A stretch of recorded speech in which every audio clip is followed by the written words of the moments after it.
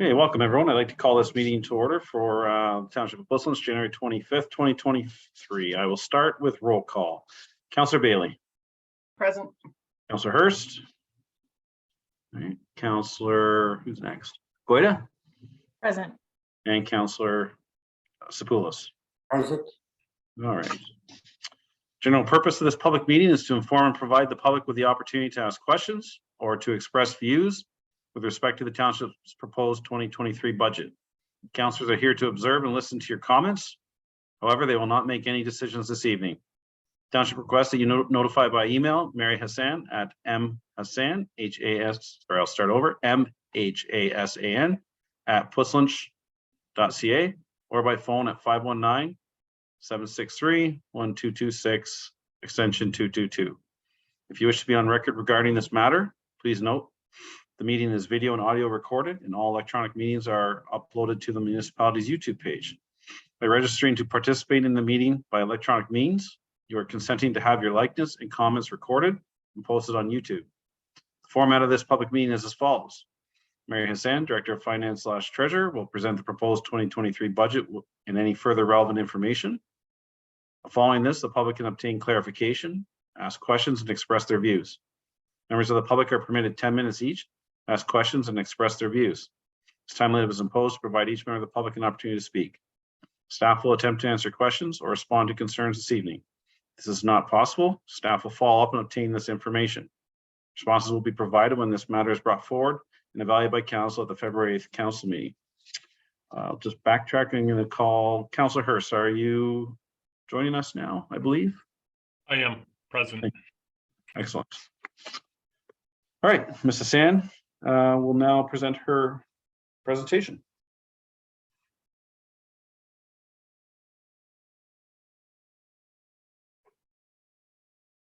Okay, can everyone hear me? Yes. Okay, perfect.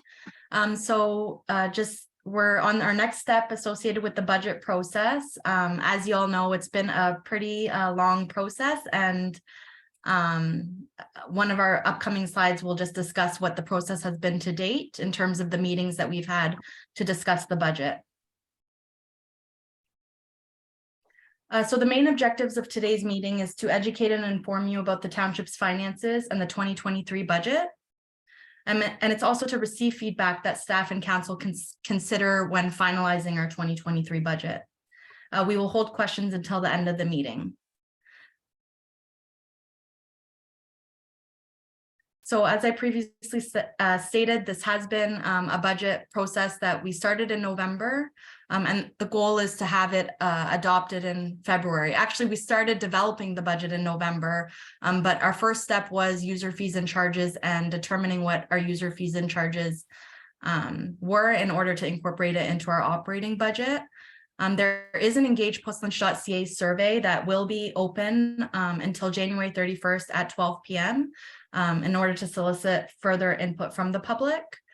And so we are at our January 25th meeting date for the public information meeting to obtain public input. And also the goal is to finally pass the bylaw in February. But the process does not end when the budget is adopted. The budget is our best estimate on the township's revenues and expenditures for the year.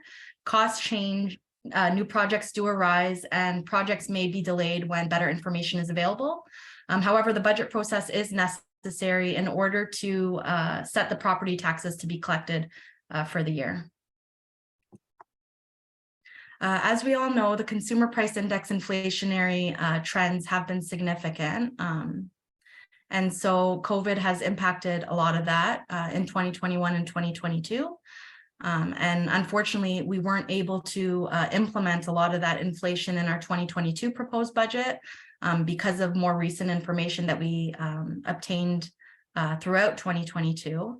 And so our 2023 proposed budget has increased with specific line items, just as it relates to fuel, calcium, delivery costs, and everything that we're seeing with these CPI inflationary trends. So the property tax allocations for the 4 different property types are included in this slide. And they're allocated between the township, the county, and the boards of education. When you pay your taxes, the township receives a relatively small share of the tax bill. You'll see that it ranges between 13 to 18%, depending on the type of property it is, in terms of what the township actually obtains. There will be further slides in the presentation, which will provide this in a more graphical format for you guys. So the 2023 proposed budget versus the 2022 approved budget is incorporated in this slide. There has been a little bit of a change in terms of the property tax allocations, and I'll further explain that in the next slide in terms of the total capital tax levy versus the operating tax levy. So 74% of the township's proposed tax levy is funding the operating budget and 26% is funding the capital budget. The decrease in the capital tax levy and the increase in the operating tax levy from 2022 to 2023 proposed relates to the transfer of the full aggregate levy from the operating budget to the capital budget. This has resulted in a net zero budgeted tax levy impact, and the purpose of it was to mitigate the risk associated with any significant decreases in aggregate production. So previously we had aggregate levy that was allocated to our operating budget, and we've now just allocated the full amount to our capital budget, and that was based on council direction, which is excellent council direction in terms of our future budget policies as well. So the services that the township does provide are incorporated in this slide. And so you'll see that these are the types of services in which our tax dollars are being allocated to. So this slide just discusses how the tax levy has changed from 2022. There will be further slides that will factor in assessment growth and the impact on the median typical property in the township. Those slides will also show what the allocation is between the county, the township, and the school boards. As I previously said, the township's allocation is quite small when you compare it to the school boards in the County of Wellington. So some of the changes in the operating tax levy relate to items mandated internally through council approved policy or previous council direction. And so that's summarized in this slide. So it includes a cost of living adjustment, salary grid movements, the implementation of budget software. Unfortunately, we've had an increase in insurance premium costs that we're seeing in the municipal sector as a whole. And due to the increase in our deductible, we're recommending that we increase our contribution to our insurance contingency discretionary reserve to mitigate some of that risk. As I previously said, we are transferring the full aggregate levy from the operating budget to the capital budget. So that's impacting the operating tax levy. There's been a slight decrease in the community grants that have been approved by council. Through our user fees and charges process, we did increase our user fees and charges rates in accordance with CPI trends and inflationary trends. We've increased source protection recoveries from other municipalities through agreements that we entered into recently. We've increased a full-time equipment operator in public works and parks, and we've reduced one seasonal equipment operator. And we've also further phased the Cambridge Fire Services contract. There's items that are mandated externally through legislation, other agencies, or current economic trends, and that's incorporated in this slide.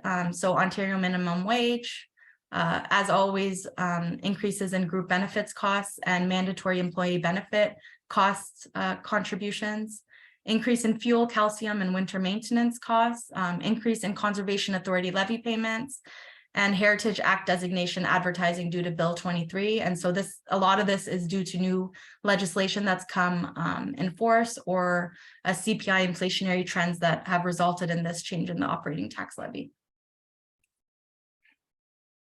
There's been some items recommended by township staff. Some of them include increase in vehicle maintenance costs and fire and rescue services. It's based on previous year actuals as well as aging equipment in that area. We've we've developed a decrease in professional development costs across the corporation, just so that we're in line with our actual expenditures. Decrease in election costs, decrease in communication costs across the corporation, increase in parks and recreation recoveries.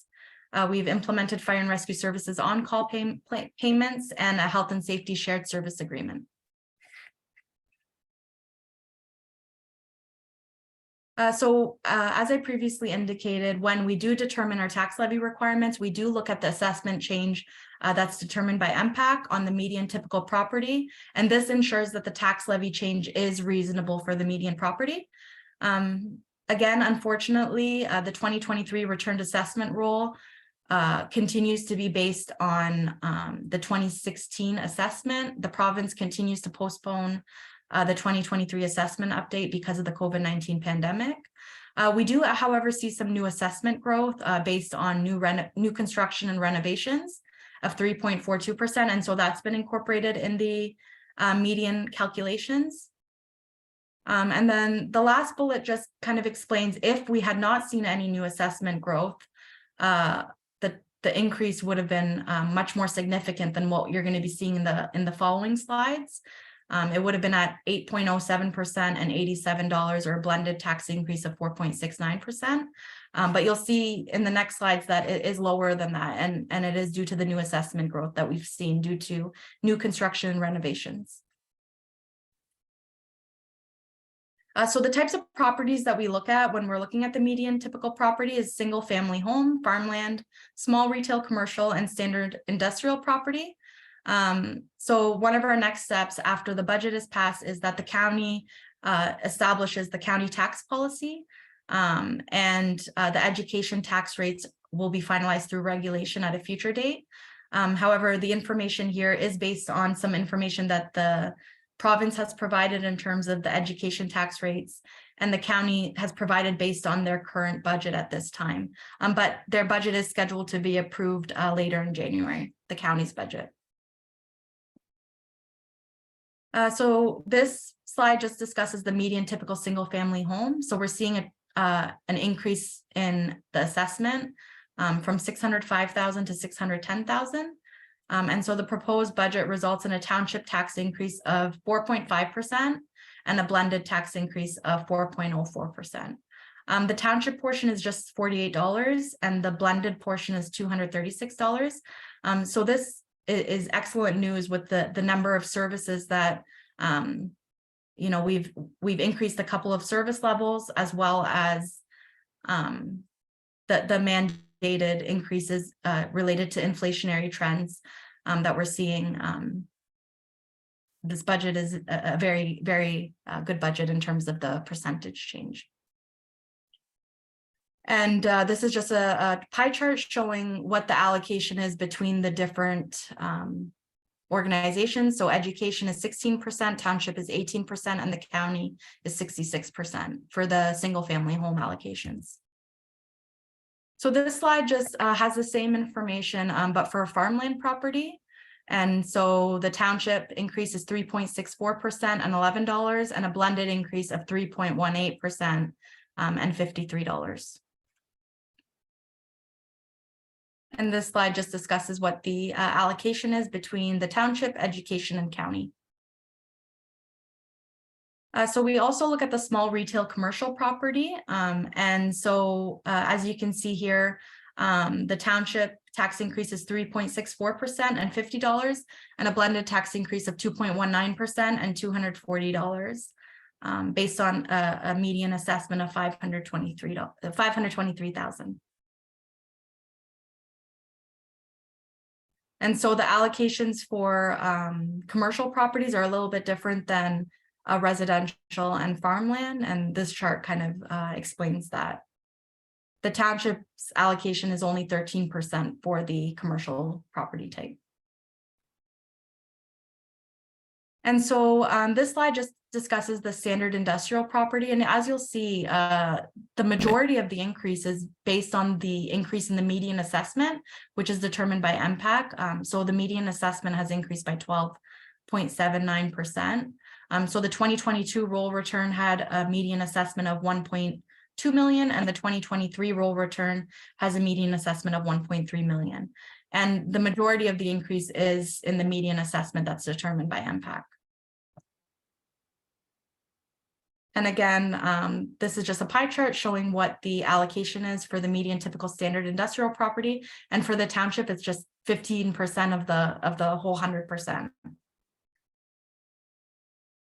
So there was a draft bylaw included in the agenda package for today, which provides a good summary of the operating and capital budget currently as it stands. And so this slide just discusses what the share of the property tax is for each service, and similar to previous years, Public Works is our is at the 40%, and so this chart just kind of shows each of our main service areas.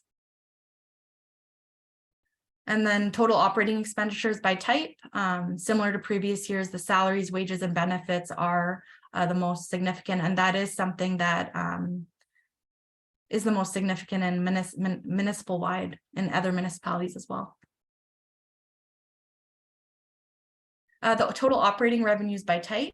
So the operating property taxes at 60%, user fees and licenses. So that's through our user fees and charges process at 15%, payments in lieu of taxes and other levies, grants, and penalties and interest.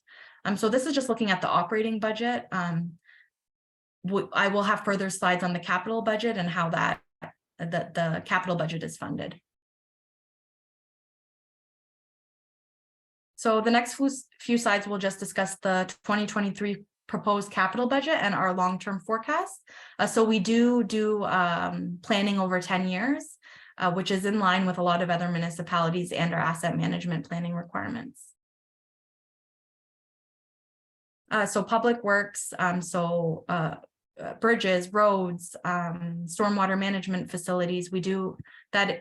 Has historically always been our most significant capital budgeted expenditures, and so this graph just kind of shows all the various service areas and what each service area represents in terms of the 2023 proposed capital budget.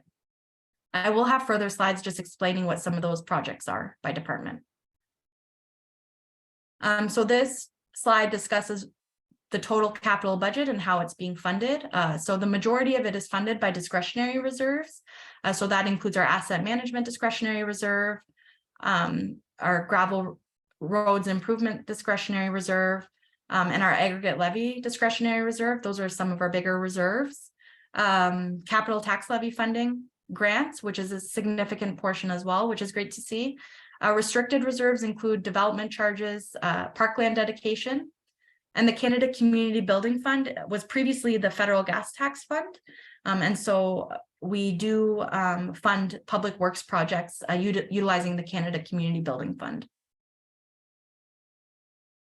So the big projects in public works, well, actually this slide discusses all of the 2023 capital projects in the Public Works Department.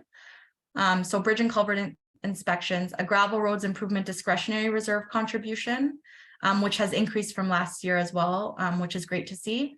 Kirk Crescent Stormwater Management Facility, that's a capital carry forward project, but we are requesting additional funding of $50,000 in 2023 based on most recent cost estimates.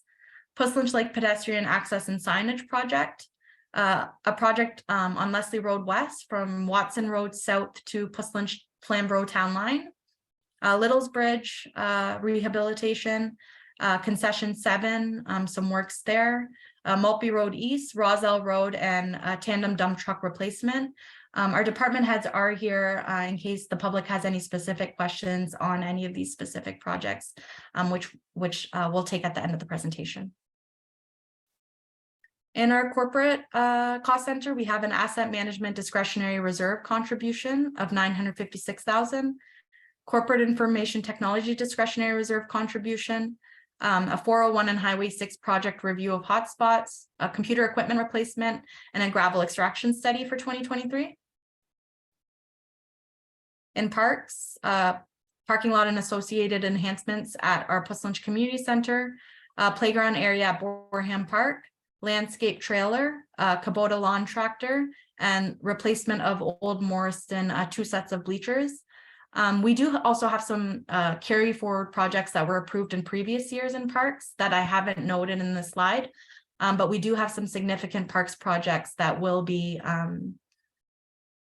some of the construction has already commenced and they will be completed in 2023. The majority of the costs are grant funded.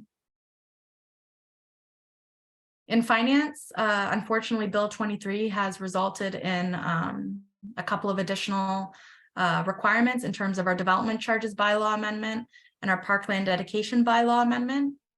Also our community improvement plan amendment and financial incentives, just so that we're aligned with the County of Wellington's financial incentive program. The community improvement plan project is grant funded.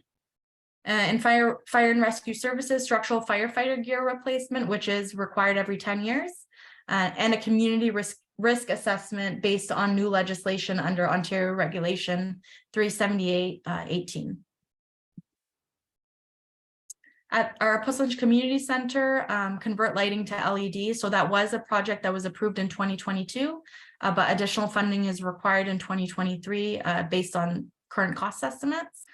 And also the replacement of the ceiling components there.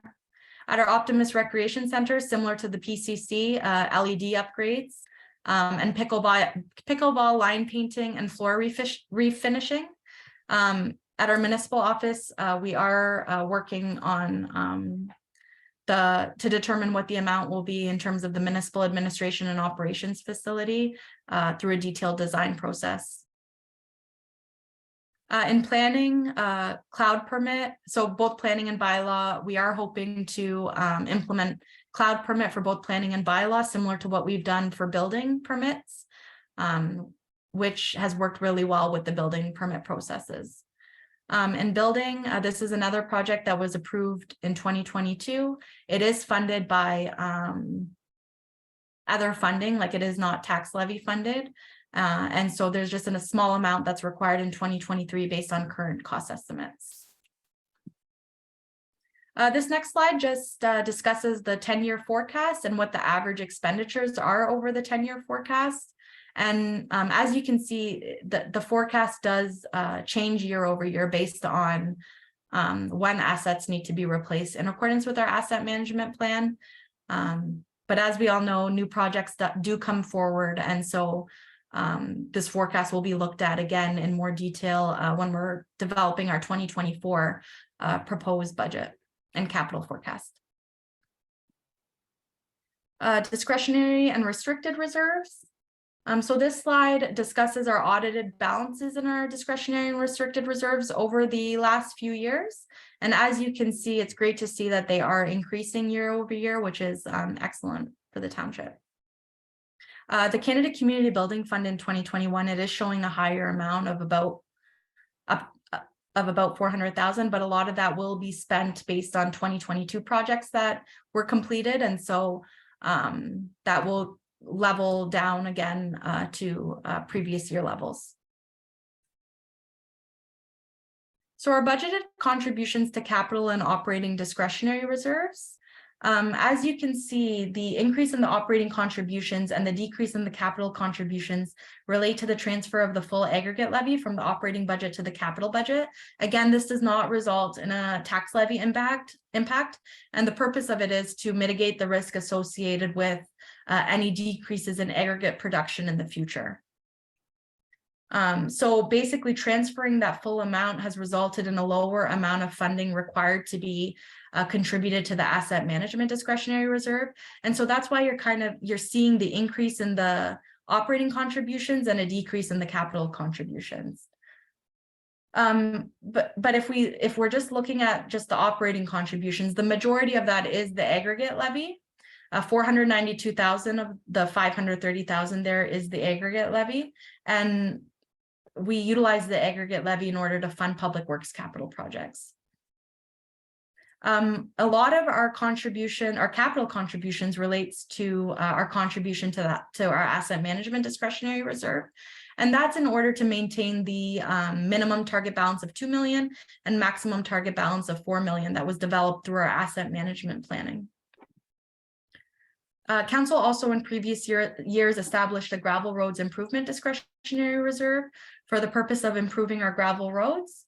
And so as I previously indicated, the contribution to that reserve has increased from 2022 to 2023 by 50,000. So it used to be 220,800 and now it's increased to 270,800 based on council direction. So I will open up the floor to any comments from the public. I think I have a spiel to read before we can do that. Oh, sorry. Thank you, Mayor. No problem. Thank you for your presentation. Very thorough. Excellent. Okay. All right. Are there any persons who have questions, require further clarification or information, or wish to present their views on the matter? I don't know if it, yeah, thank you. They just have to raise their virtual hand.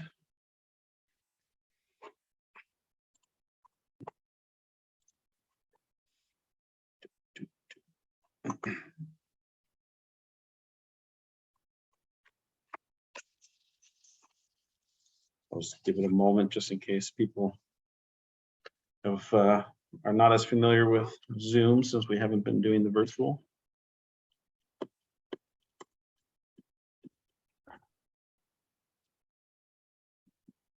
All right, well, I don't see any questions from the public. Are there any members of council that require clarification? No. All right. I declare this public meeting closed. Council will take no action on this matter tonight. Staff will be reporting at the February 8th, 2023 council meeting with a recommendation for council's consideration. If you wish to receive further notification on this matter, notify by email Mary Hassan at mhasan@flislinch.ca or by phone at 519-763-1226, extension 222. Only those persons who leave their names will be provided further notification. If you wish to speak to the matter when it is brought before council in the future, you must register as a delegation to the township clerk prior to the meeting.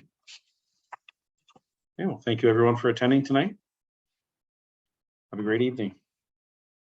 Thanks, everyone. Have a good night.